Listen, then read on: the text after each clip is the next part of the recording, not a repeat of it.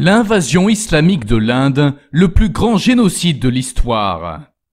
L'historien musulman Firishta, de son nom complet Muhammad Kazim Hindu Shah, 1560 à 1620, auteur de Tariq-i-Firishta et du Gulshan-i-Ibrahim, fut le premier à donner une idée du bain de sang médiéval que subit l'Inde sous le régime islamique.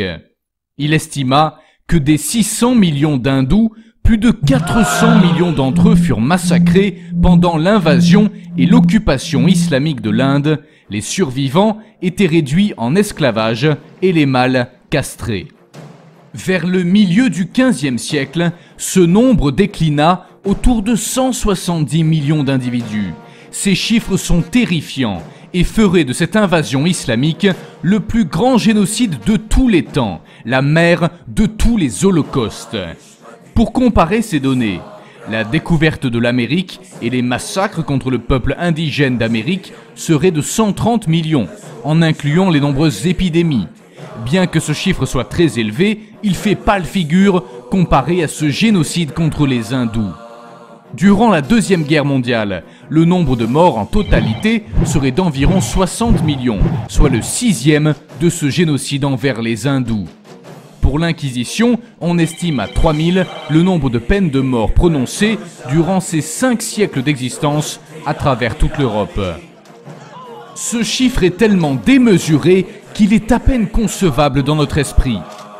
À l'époque où les Anglais arrivèrent sur les côtes indiennes et après des siècles de lois islamiques, sa population initialement d'origine hindoue était islamisée. Les archives anglaises relatent de nombreux témoignages sur les horribles incidents qui choquèrent les Anglais, qu'ils qualifiaient de sauvages et de barbares. Des témoignages relatent que des villes entières furent rasées et leur population massacrée, des centaines de milliers d'individus soumis à l'esclavage. Durant les campagnes de conquête islamique, plusieurs nouveaux dirigeants musulmans érigeaient des montagnes de crânes d'hindous.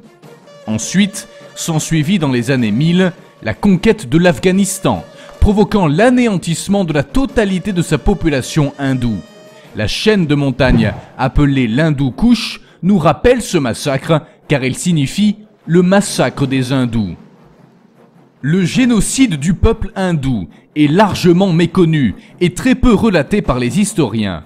Mais quelques historiens ont laissé des récits détaillés des atrocités commises durant les avancées des forces islamiques vers l'Inde.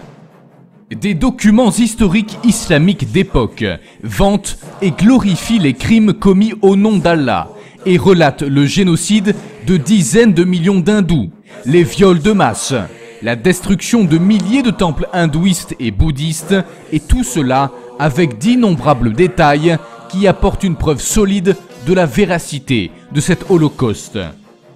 L'Inde a une riche et longue histoire culturelle. L'hindouisme débuta autour de 1500 avant Jésus-Christ et le bouddhisme autour du 6e siècle avant Jésus-Christ. Cette culture a porté des achèvements artistiques, religieux et intellectuels très impressionnants. Avant et après les premiers jours de l'islam, les érudits indiens avaient apporté leur science à la cour des autres empires, y compris à celle de Bagdad. Le zéro, l'algèbre, la géométrie, le système décimal et la soi-disant numérotation arabe sont en réalité d'origine indienne. Les érudits indiens enseignaient dans les universités indiennes. Les enfants, garçons et filles, étaient élevés dans un système d'éducation largement développé sur des sujets aussi variés que la science, la philosophie, la médecine. L'art et l'architecture indienne étaient magnifiques et florissants. Ils formaient un peuple prospère. Puis vint l'islam, et s'ensuivirent les massacres, l'esclavage, les viols, la violence, les pillages, la destruction des sites religieux, de l'art, de l'architecture, la pauvreté, l'exploitation, l'humiliation, la famine, les conversions forcées, le déclin de la recherche intellectuelle, les destructions sociales et une dégradation générale des conditions de vie.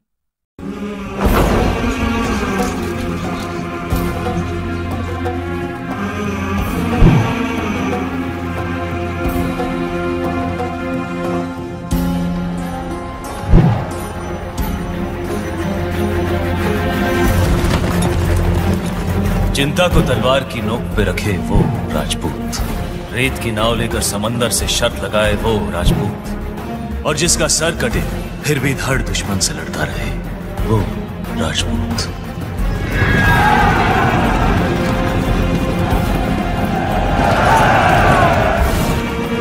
जब जायज हो गई बेशक सुल्तान। सिपहसालार खान, क्या ख्याल? भेज दे अपने चंद सिपाही।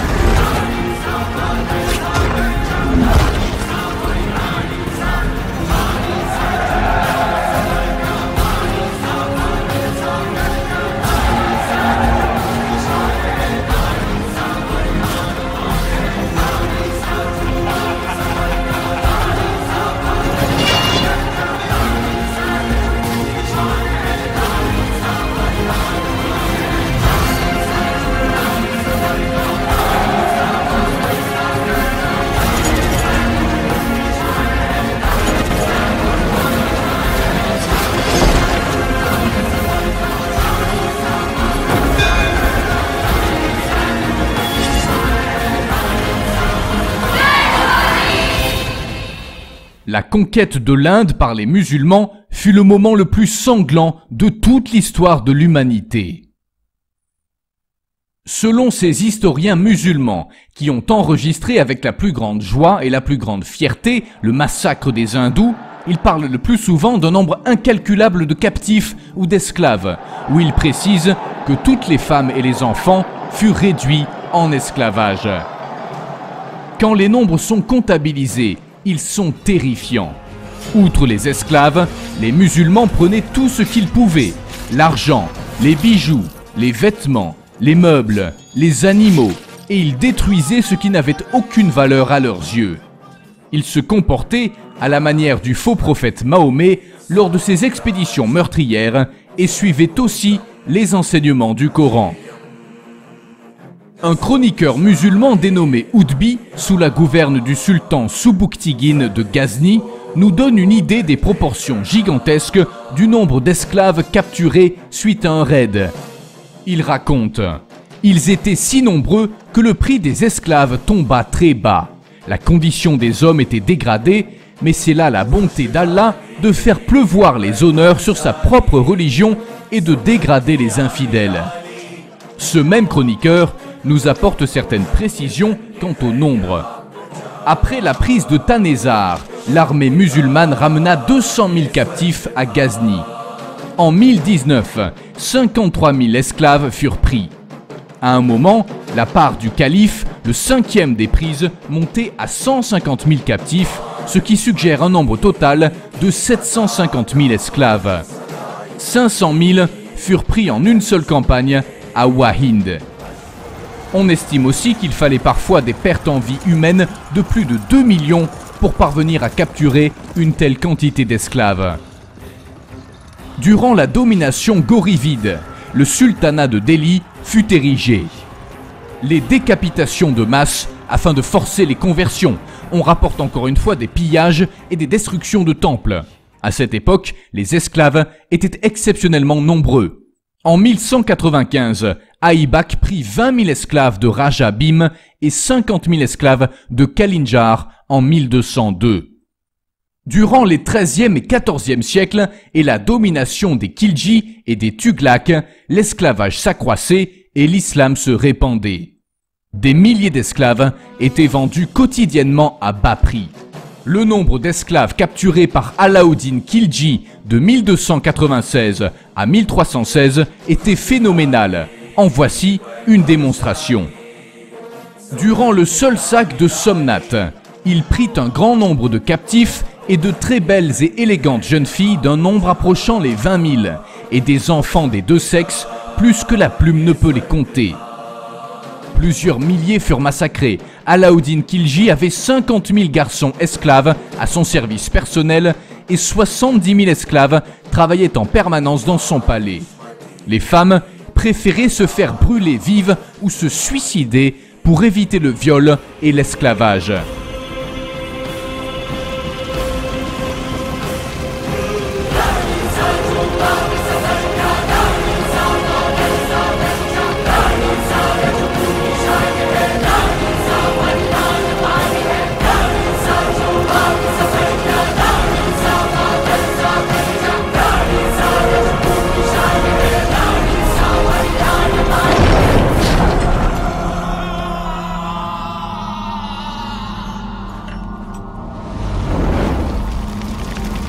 Le soufi Amir Khusrou nous cite à quel point les hindous étaient considérés comme de la marchandise.